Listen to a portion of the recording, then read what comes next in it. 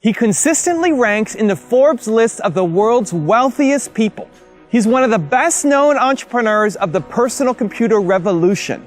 He is the second most generous philanthropist in America, having given over $28 billion to charity.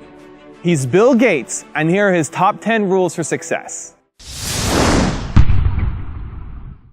When I started Microsoft, I didn't think of it as all that risky. I mean, I was so excited about what we were doing. It's true I could have gone bankrupt, but you know, I had a set of skills that were highly employable, and in fact, my parents were still willing to let me go back to Harvard and finish my education if I wanted to. You've always got a job with me, Bill. And the thing that was scary to me wasn't quitting and starting the company. It was when I started hiring my friends and they expected to be paid. And then we had customers who went bankrupt, customers that I'd counted on to come through.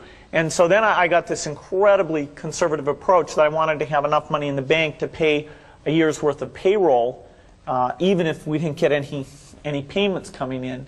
And you know, I'm almost true to that the whole time. We have about $10 billion now, which is pretty much enough for the next year. Anyway, you know, if you're going to start a company, it takes so much energy that you know it better overcome your feeling of risk. I don't think that you necessarily, if you're going to start a company, should do it at the start of your career. I think there's a lot to be said for working for a company, learning how they do things. You know, if you're young, it's hard to go lease premises. They made that hard for me. You couldn't rent a car when you were under 25 at the time, so I was always taking taxis to go see customers. And the people would, you know, people would say, well, we're going to go have a discussion in the bar. Well, I couldn't go to the bar.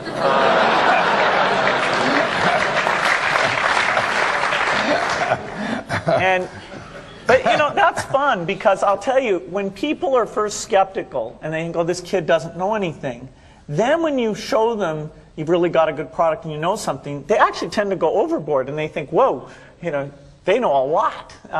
Let's really do an incredible amount with these people. So our youth, at least in this country, was a huge asset for us once we reached a certain threshold. It is hard. It's hard to hire older people because they'll be a little bit conservative about whether they should come and take the risk. And it took 3 or 4 years before we could go out into the normal sort of employment pool. But those problems that come with starting a firm, you better think of those as part of the pleasure, part of the challenge that is part of the excitement. I want to thank Harvard for this honor. I'll be changing my job next year, and it will be nice to finally have a college degree on my resume. I applaud the graduates for taking a much more direct route to your degrees. For my part, I'm just happy that the Crimson called me Harvard's most successful dropout. I guess that makes me valedictorian of my own special class.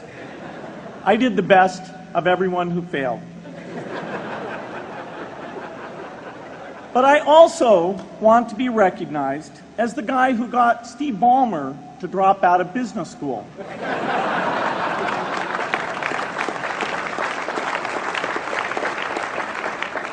I'm a bad influence. That's why I was invited to speak at your graduation. If I'd spoken at your orientation, fewer of you might be here today.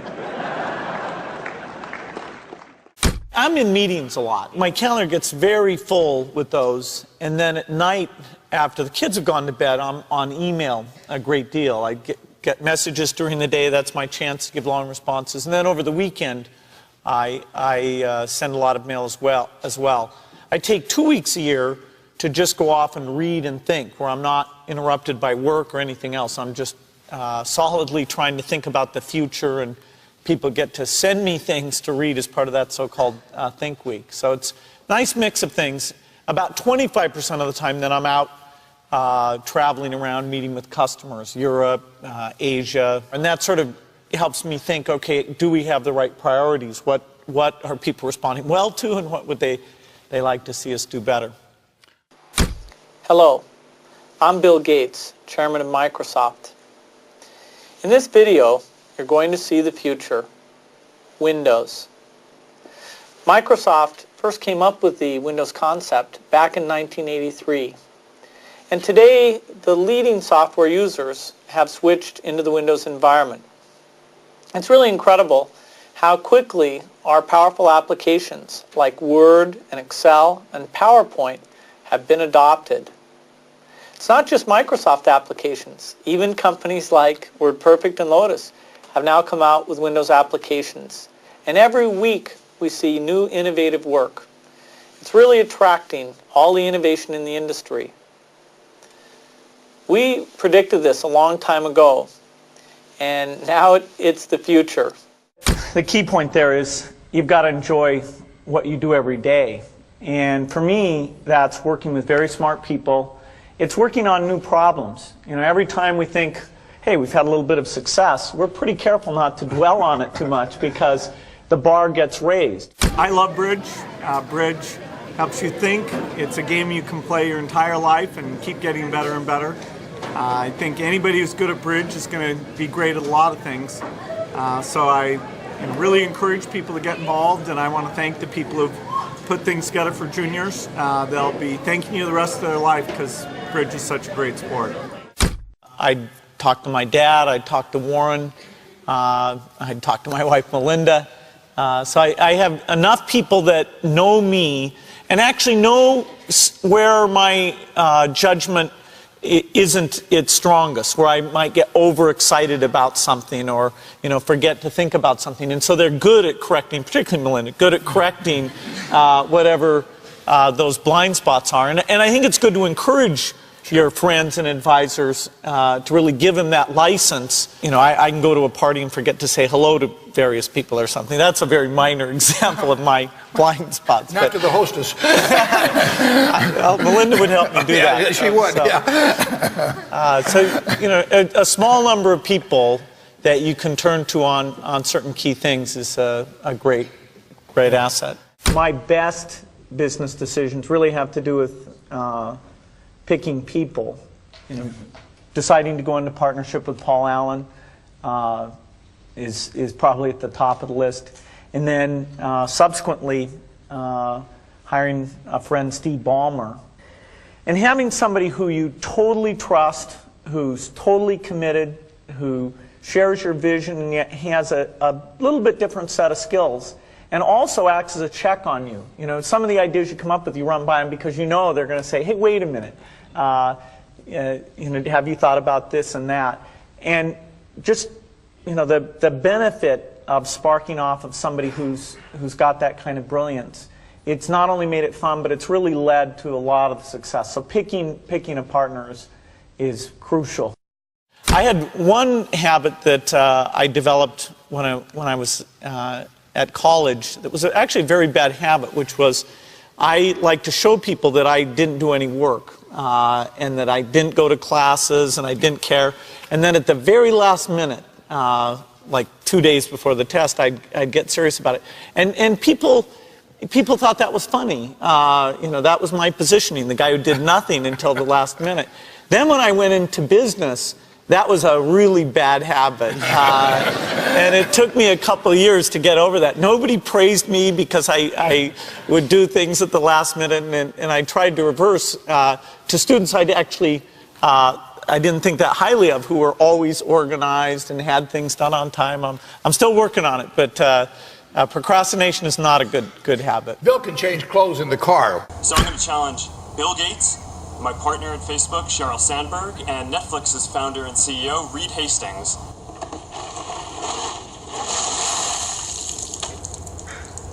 I'm glad to give to ALS. It's a great cause, but I want to accept this challenge. I want to do it better than it's been done. Been working on this, got this design. There we go. Yeah. It's going to be great.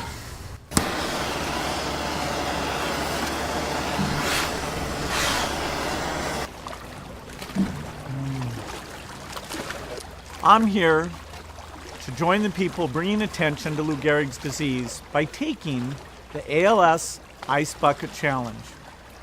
I'm going to challenge 3 more people: Elon Musk, Ryan Seacrest, and Chris Anderson of TED. Consider yourself challenged. You have 24 hours. Good luck.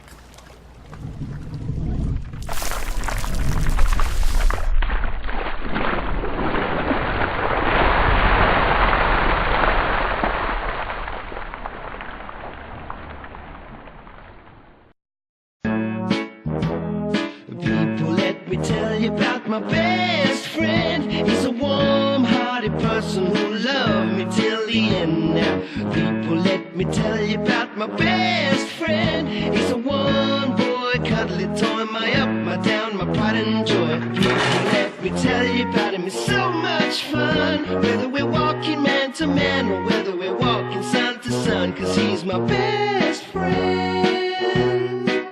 Yeah, he's my best friend. La la, ba da da da ya, ba da da ya, ba da ya. Is it true that you can leap over a chair from a standing position? It depends on the size of the chair. I'll cheat a little bit. Yes!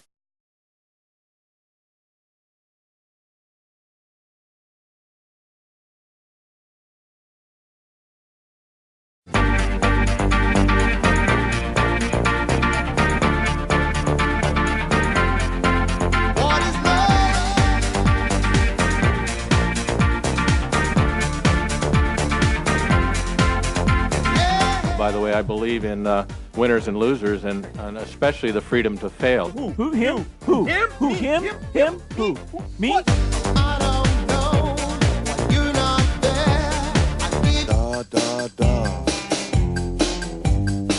No way!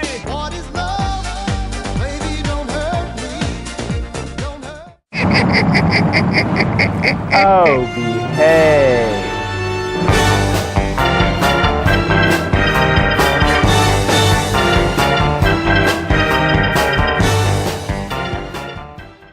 Thank you so much for watching. I made this video because a bunch of you guys were asking me to. So if there's a famous entrepreneur that you want me to profile next, leave it in the comments below and I'll see what I can do. I'm also curious to know what you think of Bill Gates as an entrepreneur and which of the 10 rules most resonates with you. Leave it below in the comments and I'm going to join in the discussion. Thank you so much for watching. Continue to believe and I'll see you soon.